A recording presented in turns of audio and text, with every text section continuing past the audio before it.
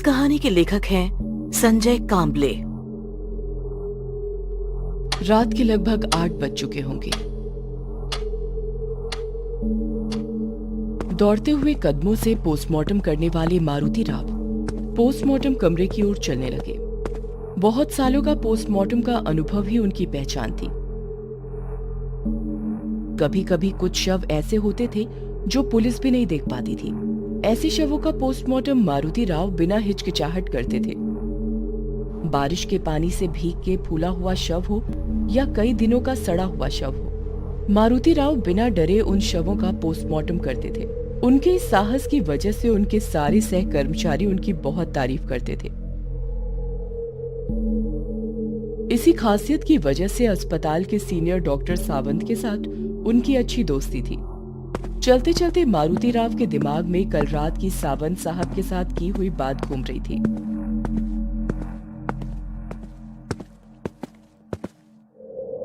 कल रात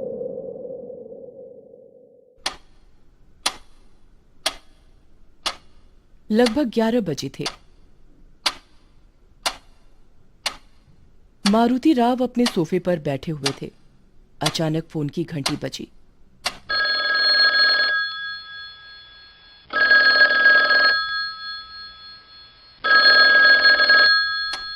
घड़ी की ओर देखते हुए मारुति राव ने फोन उठाया। हेलो जी कहिए सावंत साहब। मारुति, एक लड़का है, उसे काम से निकालना है। मेरी उसके साथ कुछ खास बनती नहीं। उसने मेरे साथ कई बार बदतमीजी से बात की है, इसलिए आज तुम्हारे साथ उसकी ड्यूटी लगाई है। साहब नाम क्या है उसका? दीपक नाम है उसका। अब ये दीपक बुझ ही गया समझो साहब। पोस्टमार्टम रूम में काम करना कोई बच्चों का खेल नहीं है। मारुति, एक बात पूछूं? संकोच भरी आवाज में सावंत ने पूछा। सावंत साहब, संकोच किस बात का है? पूछिए जो पूछना है। मारुति, तुम इतने सालों से पोस्टमार्टम कर रहे हो, पर क्या तुम्हें भूत प्रेत आत्मा इन बातों पर विश्वास है? भूत? साहब ये सब मनगढ़ंत कहानियां हैं। मुझे ऐसे मनगढ़ंत कहानियों पर विश्वास नहीं है। बहुत ही आत्मविश्वास के साथ मारुति राव ने जवाब दिया। और बताइए साहब, आप वापस कब लौट रहे हो? अभी भी मुंबई में ही हूँ, कल तक पहुंचूंगा। मुंबई से करीब 8 घंटों का सफर है। और एक बात मारुति, वो लड़का यानी दीपक की एक खासियत है। खासियत? कौन सी खासियत? अभी थोड़ा व्यस्त हूँ, वैसे भी कल आने वाला हूँ, तो मिल के बात करते हैं।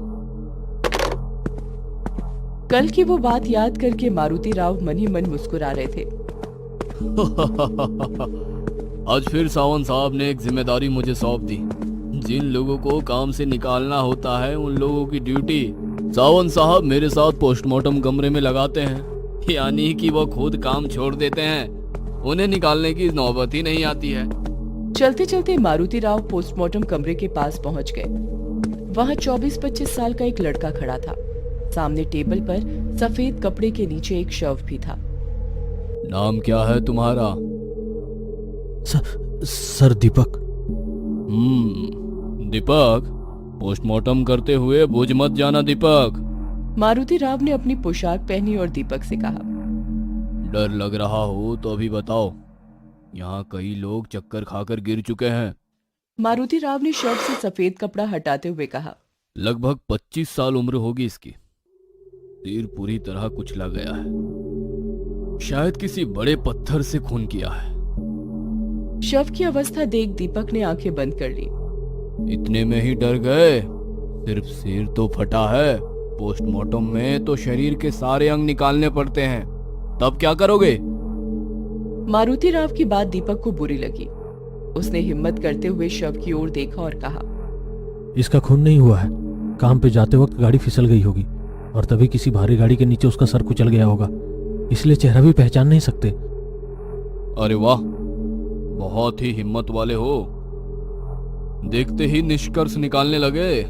बिना कुछ कहे दीपक शांति से खड़ा होकर देखता रहा। मारुति राव ने टेबल के पास रखे सर्जिकल ब्लेड को उठाया और दीपक की ओर देखते हुए कहा। इतना डरे हुए क्यों लग रहे हो? पोस्टमार्टम तो इसका हो रहा है और दर्द तुम्हें क्यों हो रहा है?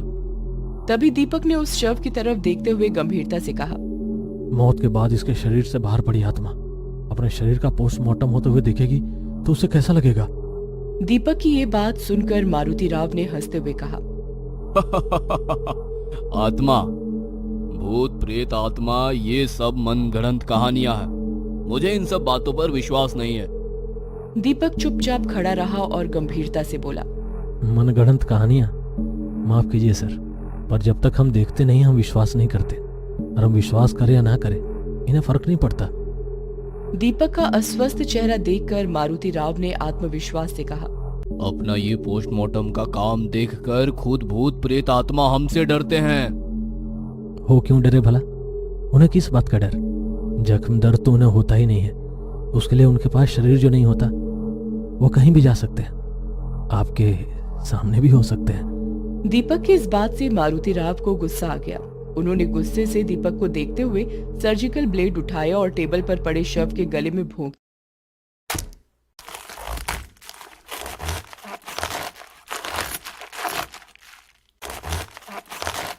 ये सब नजारा देखकर दीपक की आंखें फटी की फटी रह गईं। उसके चेहरे का रंग ही उड़ गया। दीपक के चेहरे का उड़ा रंग देखकर मारुति राव ने उस शव के शरीर के अंदर हाथ डाला और शरीर के कुछ अंग बाहर निकाले और कहा, इसके फेफड़े की हालत देखी? दारू सिगरेट का परिणाम है। अपनी तिरछी नजर से दीपक की जेब से ऊपर निकली सिगरेट के पैकेट को देखते हुए मारुति राव ने कहा, तुम्हारे फेफड़ों का भी यही हाल होगा। लगे हाथ उनकी भी जांच करे क्या? मुस्कुराते हुए उन्होंने कहा, पर दीपक बिना कुछ कहे चुपचाप खड़ा रहा। मारुति राव ने थोड़ा थोड़ा करते हुए पूरा शरीर चीर दिया। आवश्यक अंगों के सैंपल ले लिए।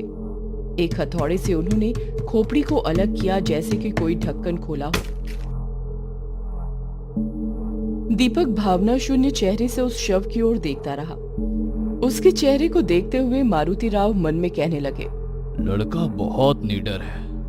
चीर फाड़ किए हुए शव को वापस सिल दिया और कहा, दूसरी शव का पोस्टमार्टम भी मैं ही करूंगा। आज तुम बस देखने का काम करो। पोस्टमार्टम किए हुए शव को ढक दिया। वहीं उनकी नजर बाजू में सफेद कपड़े से ढके हुए दूसरे शव पर पड़ी। थोड़ी देर पहले ही वो शव वहां रखा था। शव के बाजू में पैड पर शव का नाम लिखा था। नाम पढ़कर मारुति राव की आंखें फटी की फटी रह गईं और दीपक की ओर डर भरी आंखों से देखने लगे। दीपक निडर जैसा खड़ा था। क्या सचमुच दीपक निडर था या वो निडर होने का नाटक कर रहा था? मारुति राव कुछ समझ नहीं पा रहे थे। मारुति राव ने टेबल पर रखे पैड को उठाया और उस पर लिखी जानकारी पढ़ ली और शव पर रखे सफेद कपड़े को हटाया और उनके हाथ से पैड फिसल कर नीचे गिर गया। इतनी देर आत्मविश्वास दिखाने वाले मारुति राव के चेहरे का रंग उड़ गया था। वो झट से टेबल से दूर हो गए। उनके चेहरे पर अजीब सा डर था। दीपक उनकी ये हालत देखते हुए उनके पास गया और कहा, डर गए?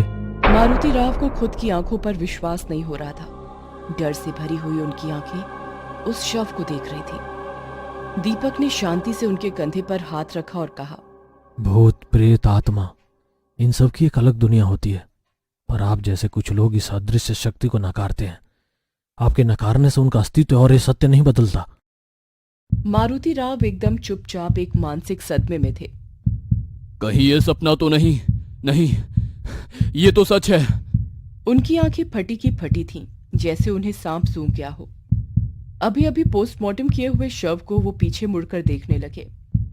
सब कुछ मारुति राव के कल्पना शक्ति के परे था।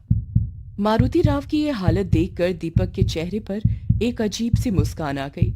उनके रंग उड़े हुए चेहरे को देखते हुए दीपक ने कहा, आपका चेहरा बता रहा है, ऐसा दृश्य आपने अपनी जिंदगी में पहली बार देखा है। तभी दरवाजा खोलते हुए सीनियर डॉक्टर सावंत और उनके सहकारी शिंदे अंदर आ गए और टेबल पर रखे शव को देखते हुए कहा, ये अचानक कैसे हुआ? रात को नींद में दिल का दौरा पड़ा। रात को जो सोए तो उठे ही नहीं। ऐसे अचानक मौत हुए इंसान की आत्मा यह बात स्वीकारती नहीं है कि शरीर अब खत्म हो गया है। वो आत्मा हर रोज की तरह सारे काम करती है। दीपक की इस बात ने दोनों का ध्यान खींच लिया। अरे हाँ शिंदे, ये दीपक है। इसने आज से ही ड्यूटी ज्वाइन की है। और हाँ, इसकी एक खासियत भी है, ये प्रेत आत्माओं के साथ बातें कर सकता है। तभी शिंदे ने हंसते हुए कहा, यानी अपने मारुति की आत्मा उसके शव के साथ काम करने आई होगी। इस लड़के को ही पूछ लो। वैसे तो मेरा भूत प्रेत आत्मा इन सब मनगढ़ंत कहानियों पर विश्वास नहीं। टेबल पर रखे दोनों शव का पोस्टमार्टम कर दो शिंदे। तभी दीपक ने टेबल पर रखे मारुति राव के शव का चेहरा ढक दिया और सावंत साहब के पीछे आधी खुली खिड़की की ओर देखते हुए कहा, मारुति राव भी इन मनगढ़ंत कहानियों पर कहाँ विश्वास करते थे। दीपक की ये बात सुनकर सावंत साहब सुन्न हो गए। उन्होंने उसी खुली खिड़की की ओर देखा जहां दीपक देख रहा था। तभी एक ठंडी हवा का झोंका खिड़की से अंदर आया।